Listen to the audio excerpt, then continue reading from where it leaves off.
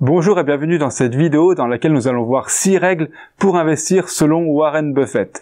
Juste avant de commencer, je vous invite à vous abonner à la chaîne YouTube en cliquant sur le bouton s'abonner sous la vidéo et activer la clochette des notifications, ça vous permettra d'être informé de la sortie des prochaines vidéos. Et également en allant sur le premier lien en description de cette vidéo, vous recevrez gratuitement le nom de la dernière action que je viens d'ajouter à mon portefeuille boursier et j'irai plus loin en vous expliquant les stratégies que j'utilise pour investir en bourse. En fait, vous allez voir que les règles d'investissement de Warren Buffett sont tout simplement du bon sens. Il investit en bon père de famille, comme on dit, mais ce qui compte et finalement la base de tout est qu'il a une vision long terme et grâce au phénomène des intérêts composés, eh bien son capital croît de façon très importante. Vous voyez sur ce graphique qui va de 1979 à 2022, donc en bleu l'évolution du S&P 500. Sur cette période-là d'un peu plus de 40 ans, eh bien, le S&P 500 a eu une performance de plus 3909%. Ça veut dire que si vous aviez misé sur le S&P 500, eh bien, votre investissement aurait été multiplié par 39 sur cette période. Donc c'est une très bonne performance. Donc vous pouvez faire le calcul avec les montants d'investissement de votre choix pour avoir une idée de ce que cela aurait pu vous rapporter. Mais en rouge, nous avons donc l'évolution du prix de l'action de Berkshire Hathaway, donc la société de Warren Buffett, et vous voyez que la courbe est beaucoup plus importante, beaucoup plus élevée, et cela est en grande partie dû aux intérêts composés. Si on regardait la performance annuelle du S&P 500 et la performance annuelle moyenne de la société de Warren Buffett, on verrait que la différence ne serait pas si énorme, simplement grâce au phénomène des intérêts composés. Eh bien, donc j'ai fait d'autres vidéos sur ce sujet, mais le fait de réinvestir nos gains fait qu'on a une performance qui devient exponentielle au fil du temps. En gros, si par exemple vous avez une performance, vous prenez deux investissements différents, et bien si l'investissement B a une performance du double de l'investissement A, donc sur une année, et donc si la performance est du double année après année d'investissement B par rapport à l'investissement A, et bien grâce au phénomène des intérêts composés, et bien sûr par exemple 10, 20, 30 ans, et bien la performance de l'investissement B sera beaucoup plus que le double de celle de l'investissement A. Donc j'espère que c'est clair. En tout cas, j'ai fait d'autres vidéos sur ce sujet. Et voilà, là, ça en est une illustration parfaite. En ayant une surperformance par rapport à l'indice de quelques pourcents par an, en moyenne sur le long terme, eh bien, on obtient une performance qui est beaucoup plus importante que ces quelques pourcents qu'on aura gagnés chaque année. Donc pour obtenir ces résultats sur le long terme, eh bien, il ne faut pas investir en bourse comme on joue au casino ou comme on joue au loto, en se disant par exemple, voilà, je vais investir une grosse partie de mon capital dans une start-up en pensant qu'elle va exploser à la hausse puisque les probabilités sont contre vous. Il vaut mieux investir de façon beaucoup plus raisonnable dans des projets auxquels on croit, mais surtout, et c'est vraiment le plus important et c'est vraiment la clé du succès selon moi, c'est de répéter ce processus pendant longtemps puisque grâce aux intérêts composés, eh bien, le temps a beaucoup plus de valeur que votre capital. Alors, une des règles de Warren Buffett est d'acheter des actions en dessous de leur valeur intrinsèque, ce qui vous permet donc d'acheter des actions sous-cotées qui ont un prix inférieur à la valeur réelle de l'entreprise. Concrètement, comment on calcule cela? Et donc, la valeur intrinsèque d'une entreprise ou d'une action représente la valeur réelle de cette entreprise ou de cette action. Donc, pour le calculer, eh bien, c'est très simple. La valeur intrinsèque d'une action donc, est égale à la valeur intrinsèque de l'entreprise divisée par le nombre d'actions de l'entreprise. Donc, pour avoir la valeur intrinsèque de l'entreprise, c'est simple également. C'est les actifs, donc par exemple ses stocks, ses bâtiments, ses brevets, ses marques. Donc, tout ce qui a une valeur vraiment réelle qu'on pourrait revendre, moins ses dettes. Ensuite, d'analyser objectivement les entreprises selon des faits concrets.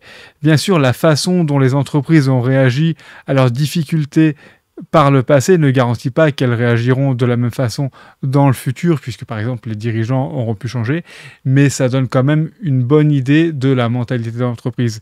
Et toutes les entreprises, sur le long terme, sont obligées, à un moment ou à un autre, voire même plusieurs fois dans leur vie, de se réinventer. On a tous des exemples de sociétés qui étaient florissantes et qui finalement n'ont pas su vivre, par exemple, un virage technologique ou un changement dans les habitudes des consommateurs et qui ont fait faillite. Par exemple, on a l'exemple célèbre de Kodak. Ensuite, une règle très importante de l'investissement long terme est d'étudier les entreprises selon leurs fondamentaux et non le cours de l'action.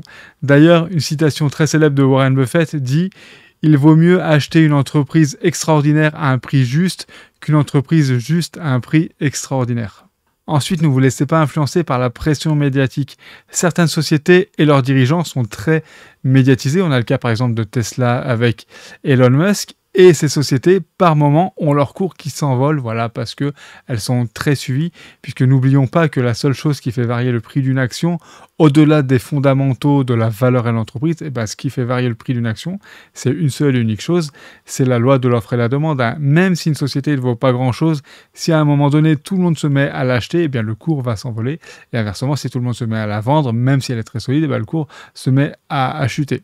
Toute la médiatisation qu'il peut y avoir autour d'une entreprise, qu'elle soit positive ou négative d'ailleurs, peut effectivement avoir un impact à court terme sur le prix de l'action.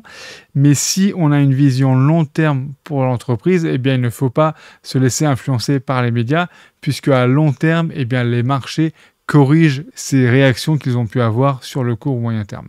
Ensuite, un point qui me paraît très important est de toujours comprendre dans quoi on investit. Puisqu'effectivement, quand on achète des actions d'une entreprise, on le fait souvent depuis son smartphone ou son ordinateur. Donc ça peut paraître un peu abstrait. Mais n'oublions pas que quand on achète des actions d'une vraie entreprise qui a donc des vrais salariés, donc des humains, des vrais locaux qui vendent des vrais biens, des vrais services. Quand par exemple vous achetez une action de la société Apple, vous devenez un des réels copropriétaires de cette société-là. Et donc, je pense qu'il est primordial de comprendre ce que vend la société, qui sont ses concurrents, quel est son business model. Ça vous permettra d'être confiant puisque aucun cours d'entreprise ne montera en ligne droite. Donc, vous aurez forcément des phases où le cours de votre action baissera. Et donc, justement, si vous comprenez ce que fait l'entreprise, cette baisse, vous saurez l'analyser de façon lucide et vous saurez voir si c'est une baisse temporaire ou si vraiment l'entreprise est en danger et s'il vaut mieux donc à ce moment-là revendre ses actions. Et enfin, ne pas compliquer de façon excessive ces règles d'investissement. Nous avons vu que l'investissement long terme, c'est du bon sens. Il ne faut pas chercher à faire une seule fois un gros coup.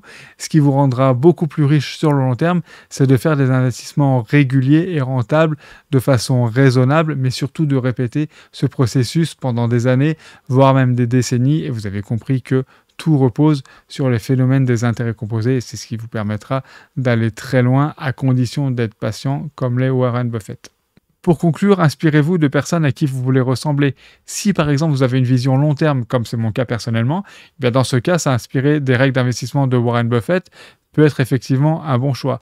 Par contre, si vous avez une vision court terme, si vous êtes quelqu'un d'impatient qui veut des résultats en quelques semaines ou quelques mois, dans ce cas-là, effectivement, Warren Buffett sera peut-être pas le meilleur exemple. Il faudra trouver d'autres investisseurs auprès de qui vous inspirer, mais je pense que au final, ce sera pas la meilleure approche.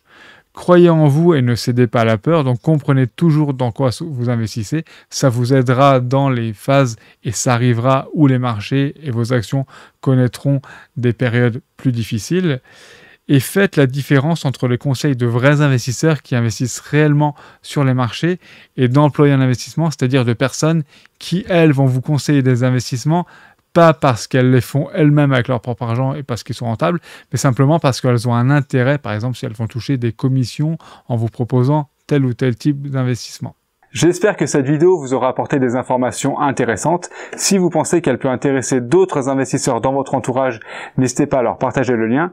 Si vous avez vos propres règles d'investissement à partager, n'hésitez pas à les indiquer en commentaire sous cette vidéo. Ça permettra à toute la communauté d'en profiter. Et moi, je vous dis à bientôt pour un prochain épisode.